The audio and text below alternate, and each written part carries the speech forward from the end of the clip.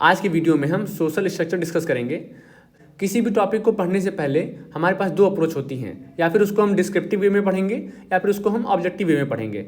चूँकि हमको exam crack करना है, नेट जेआरएफ या फिर सीयूईटी पीजी, तो हमारा पूरा फोकस होना चाहिए कि किसी भी टॉपिक को हम ऑब्जेक्टिव फॉर्म में पढ़ें।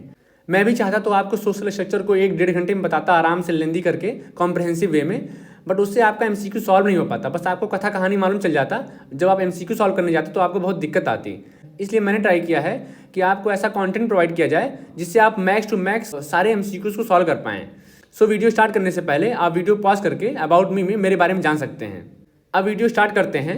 सोशल स्ट्रक्चर लैटिन वर्ड स्ट्रक्चरा से लिया गया है, जिसका मतलब होता है टू कंस्ट्रक्ट, और कंस्ट्रक्ट का मतलब होता है हिंदी में बनाना, निर्माण करना। अगर सिंपल वे में हम डेफिनेशन जानना चाहें सोशल स्ट्रक्चर की, तो उसका मतलब होता है different parts of the society come together and start working as a whole. मतलब कि सोसाइटी के विभिन्न पार्ट्स एक साथ आते हैं और काम करना प्रारंभ कर देते हैं। जो पार्ट्स होते हैं उनमें इंस्टीट्यूशंस, ऑर्गेनाइजेशन, ग्रुप्स और कम्युनिटी आती हैं। ये एक साथ आते हैं और काम करते हैं। इसी को बोलते हैं स्ट्रक्चर। बहुत सारे पार्ट्स का मिलके एक बड़ा डायग्राम का निर्माण करना स्ट्रक्चर कहलाता है। हर्बर्ट स्पेंसर ने सबसे पहले सोशल स्ट्रक्चर को कॉइन किया था और उन्होंने ऑर्गेनिक एनालॉजी का यूज़ किया था। ऑर्गेनिक एनालॉजी में हम बॉडी से सोसाइटी का कंपेयर करते हैं। स्पेंसर यहाँ बोलते हैं जैसे बॉडी में सबसे छोटा पार्ट सेल होता है, मतलब कोशिका होता है, फिर कोशिका से मिलकर टिश्यू बनता है, फिर टिश्यू से मिलकर ऑर्गन्स बनते हैं और वो ऑर्गन्स मिलकर ऑर्गेनिज्म बनाते हैं। वैसे ही सोसाइटी में सबसे छोटा पार्ट इंडिविजुअल होता है और उन्हीं इंडिविजुअल से ग्रुप मिलकर बनता है और उन्हीं ग्रुप से कम्युनिटी बनती है और अंत में सोसाइटी बनती है। इस तरीके से हर्बर्ट स्पेंसर ने ऑर्गेनिक एनालॉजी का यूज़ किया था सोशल स्ट्रक्चर को डिफाइन करने के लिए। यहाँ पे एक डेफिनेशन है गिन्सबर्ग की, the study of social structure is concern with the principal forms of social organisations. जब भी ये डेफिनेशन आए तो आप गिन्सबर्ग के साथ जाएंगे, इसलिए मैंने यहाँ पे लिख दिया है। ये आई थिंक एमसीक्यू में पूछा गया है। फिर रॉबर्ट के मर्टन बात करते हैं सोशल स्ट्रक्चर का और बोलते हैं सोशल स्ट्रक्चर इज पॉलीफैलेटिक एंड पॉलीमॉर्फस। पॉलीफैलेटिक का मतलब होता है जिसके मल्टीपल ऑरिजिन हो और मल्टीपल सोर्सेज हों। अगर एग्जाम्पल हम लेना चाहें तो जो नॉर्म्स होते हैं, नॉर्म्स के मल्टीपल ऑरिजिन हो सकते हैं। फॉर एग्जाम्पल वो कल्चरल ट्रेडिशन से बन सकते हैं हमारे नॉर्म्स, रिलीजियस बिलीफ से भी हमारे नॉर्म्स बन सकते हैं और लीगल सिस्टम से भी नॉर्म्स बनाए जाते हैं। इसीलिए नॉर्म्स एक एग्जाम्पल है पॉलीफैलेटिक का, जिसके मल्टीपल ओरिजिन होते हैं। फिर पॉलीमॉर्फस आता है, इसका मतलब होता है it can be in different forms and different shape with in society. एक सोसाइटी में कोई ऐसा स्ट्रक्चर का पार्ट जो डिफरेंट फॉर्म में हो और डिफरेंट शेप में हो। एग्जाम्पल के लिए फैमिली को अगर आप देखेंगे तो फैमिली का डिफरेंट फॉर्म भी हो सकता है और डिफरेंट शेप भी हो सकता है। For example nuclear family, extended family और सिंगल पेरेंट फैमिली। फिर हम A.R. रेडक्लिफ ब्राउन को देखेंगे जो बोलते हैं सोशल स्ट्रक्चर इज रियल, और ये बहुत इंपॉर्टेंट टर्म है। कई बार पूछा गया है किसने सोशल स्ट्रक्चर को रियल कहा है, तो जब भी ऐसा पूछा जाएगा तो हम A.R. रेडक्लिफ ब्राउन के साथ जाएंगे। वो बोलते हैं कि सोशल स्ट्रक्चर को हम एम्पिरिकली ऑब्जर्व कर सकते हैं, इसलिए सोशल स्ट्रक्चर रियल है। और A.R. रेडक्लिफ ब्राउन डिफ्यूजनिस्ट थे, जिसका मतलब होता है, डिफ्यूजन का मतलब होता है transmission of cultural traits from one culture to other. Cultural traits का एक कल्चर से दूसरे कल्चर में ट्रांसफर होना ही डिफ्यूजन कहलाता है। रेडक्लिफ ब्राउन ने सोशल स्ट्रक्चर का बात अपने बुक अंडमान आइलैंडर में किया था, जो 1922 में आई थी। तो याद कर लेना है आपको कि ये बुक कब आई थी, क्योंकि एक बार शायद पूछा गया था कि अंडमान आइलैंडर कब लिखी गई थी।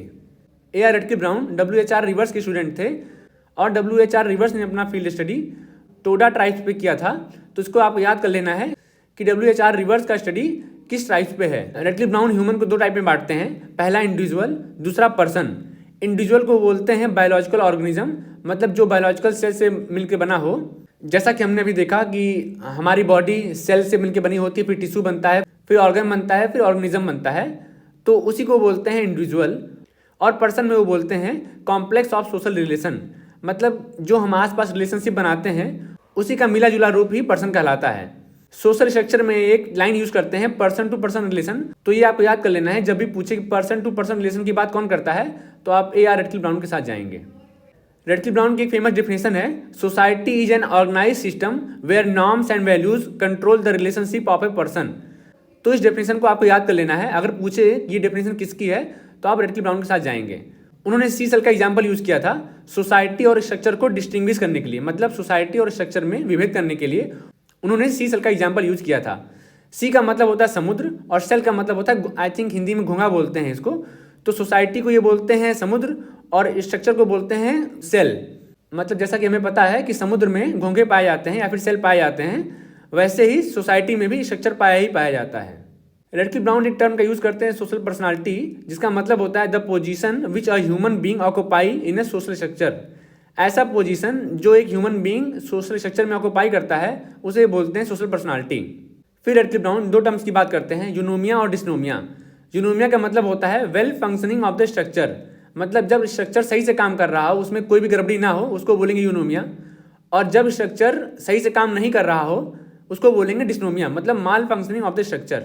सोशल स्ट्रक्चर को पढ़ते समय हम इवांस प्रिचार्ड को देखते हैं जो कि बोलते हैं कि social structure is relation between groups, मतलब स्ट्रक्चरल ग्रुप्स। तो कहीं भी अगर क्वेश्चन आए कि ग्रुप्स के बीच में रिलेशन का बात कौन करता है, तो हम इवांस प्रिचार्ड के साथ जाएंगे। इवान प्रिचार्ड के दो फेमस टर्म्स हैं, एसेफेलस और सेफेलस। एसेफेलस का मतलब होता है स्टेटलेस सोसाइटी विदाउट लीडर, मतलब ऐसी सोसाइटी जिसमें लीडर ना हो। और सेफेलस का मतलब होता है कि लीडर हो, मतलब ऐसी सोसाइटी जिसमें लीडर एग्जिस्ट करता हो उसको बोलते हैं सेफेलस, और जिसमें लीडर नहीं हो उसको बोलते हैं एसेफेलस। इवान प्रिचार्ड का एक और कॉन्सेप्ट है वेंजियंस ग्रुप, जिसका मतलब होता है to avenge the death of one of their members, मतलब कि अगर किसी कम्युनिटी में, अगर किसी ग्रुप में किसी मेंबर की डेथ हो गई है तो वो पूरा ग्रुप मिलके अपने मेंबर की डेथ का बदला लेगा, इसी को बोलते हैं वेंजियंस ग्रुप। फिर हम सोशल स्ट्रक्चर को पढ़ते समय क्लॉड लेवी स्ट्रॉस को देखते हैं जो बोलते हैं social structure is a model means mental construct. जैसा कि रेडक्लिफ ब्राउन बोलते हैं कि ये रियलिटी में एग्जिस्ट करता है, बट स्ट्रॉस बोलते हैं कि सोशल स्ट्रक्चर कहीं भी रियलिटी में एग्जिस्ट नहीं करता है, ये हमारा मेंटल कंस्ट्रक्ट है और हम अपने माइंड में ही स्ट्रक्चर का निर्माण करते हैं। स्ट्रॉस अब फेमस थे अपने इंजीनियस क्रॉस कल्चरल एनालिसिस के लिए जो उन्होंने मिथ और किनशिप सिस्टम पे किया था। एक और लाइन स्ट्रॉस बोलते हैं social structure does not very in different society, मतलब वो बोलते हैं कि सोशल स्ट्रक्चर सारी सोसाइटी में लगभग एक जैसा होता है, ये सोसाइटी टू सोसाइटी वेरी नहीं करता है। जैसा कि स्ट्रॉस ने स्ट्रक्चर को मॉडल बोला है तो उन्होंने इस मॉडल को 3 भाग में बांटा है। पहला है ऑब्जर्वेशन और एक्सपेरिमेंट, दूसरा है कॉन्शियस और अनकॉन्शियस, और तीसरा है मैकेनिकल और स्टैटिकल। तो ये आपको याद कर लेना है कि इनके कौन कौन से 3 मॉडल थे। फिर हम एडमंड लीच को देखेंगे जो कि नियो स्ट्रक्चरलिस्ट थे। उन्होंने स्ट्रॉस के मैकेनिकल मॉडल को बस बदल दिया नाम और बोल दिया जनरल रूल्स, और स्टैटिकल मॉडल को बोल दिया स्टैटिकल नॉर्म्स। सो ये आपको याद रख लेना है कि एडमंड लीच ने स्ट्रॉस के किस मॉडल को क्या नाम दिया है। और एडमंड लीच नियो स्ट्रक्चरलिस्ट इसलिए थे क्योंकि उन्होंने स्ट्रक्चरलिस्ट मेथड को रीजनल लेवल, मतलब छोटे लेवल पे समझने का ट्राई किया था। नॉर्मली जो स्ट्रक्चरलिस्ट होते हैं वो ग्रैंड थियरी पे बिलीव करते हैं, मतलब कि होल सोसाइटी को एक साथ स्टडी करते हैं, वो माइक्रो लेवल पर नहीं आते हैं बल्कि मैक्रो लेवल पे स्टडी करते हैं सोसाइटी का। इसलिए एडमंड लीच नियो स्ट्रक्चरलिस्ट थे क्योंकि उन्होंने माइक्रो लेवल पे जाके स्ट्रक्चर का स्टडी किया था। फिर हम एसेप नाडेल को देखते हैं जो कि इंटरनल स्ट्रक्चर ऑफ रोल का बात करते हैं और स्ट्रक्चर में रोल रिलेशनशिप का बात करते हैं। सो कहीं भी अगर रोल रिलेशनशिप का बात आएगा तो हम एसेप नाडेल के साथ जाएंगे। फिर पार्सन्स आते हैं और बोलते हैं structure is institutionalised pattern of normative culture, ये उनका फेमस डिफिनेशन है और ये आपको याद कर लेना है। और ये बोलते हैं कि स्ट्रक्चर का जो एम होता है वो ह्यूमन बिहेवियर को रेगुलेट करना होता है। और पार्सन्स ने स्ट्रक्चर को 4 वैल्यूज के आधार पर बांटा है। इस तरीके से हमने मेजर थिंकर्स के मेजर थ्योरी को डिस्कस कर लिया और ये भी जाना किस तरीके से हमको किसी भी टॉपिक को ऑब्जेक्टिव वे में अप्रोच करना है, ना कि डिस्क्रिप्टिव नोट्स बना के रख लेने हैं जिससे हमारे एग्जाम में क्वेश्चन ना फंसे। इसके बाद मैंने फेमस थिंकर्स के सोशल स्ट्रक्चर के डेफिनेशन को यहाँ पे ऐड कर दिया है, आपको याद कर लेना है। फॉर एग्जांपल पीटर ब्लाउ बोलते हैं structure is a social position among which population is distributed. Radcliffe Brown बोलते हैं the components of social structure are human beings. Karl Mannheim बोलते हैं social structure is web of interacting social forces. Randall Collins बोलते हैं social structure is patterns of repetitive micro interactions. Ginsberg का definition है social structure is complex of the principal groups and institutions. So ये सारे definition आपको याद कर लेने हैं और सोशल स्ट्रक्चर से रिलेटेड जितने भी बुक्स इंपॉर्टेंट हैं उसको भी मैंने यहाँ पे मेंशन कर लिया है, इन सबको भी याद कर लेना है। और इस टॉपिक से रिलेटेड मैंने सारे MCQs टेलीग्राम चैनल पे अपलोड कर दिए हैं। आई थिंक वो 20+ MCQs हैं। सो आपको उनको जाके सॉल्व कर लेना है इस वीडियो को देखने के बाद और नोट्स को याद करने के बाद। अगर आपकी अभी भी कोई क्वेरी है तो आप उससे कमेंट बॉक्स में पूछ सकते हैं और हमारे टेलीग्राम चैनल को ज्वाइन कर सकते हैं।